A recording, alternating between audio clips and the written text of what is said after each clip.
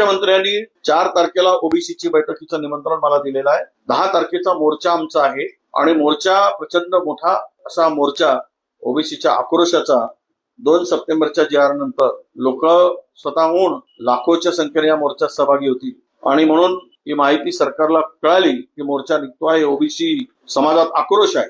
म्हणून 4 तारखेला मुख्यमंत्र्यांनी ओबीसीची बैठक बोलवली आहे.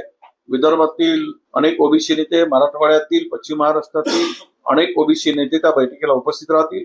2 सप्टेंबरचा जी.आर. हा ओबीसीला उद्ध्वस्त करणारा जी.आर. आहे.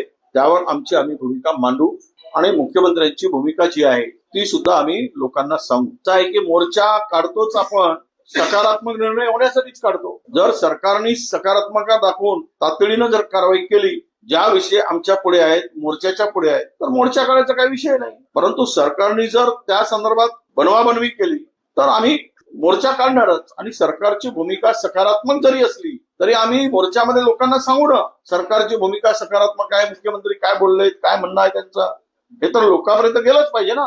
त्यामुळे मोर्चा हा वेगळी गोष्ट आहे. उद्या परवाच्या बैठकीमध्ये काय होतं त्यावर पुढील निर्णय ठरणार.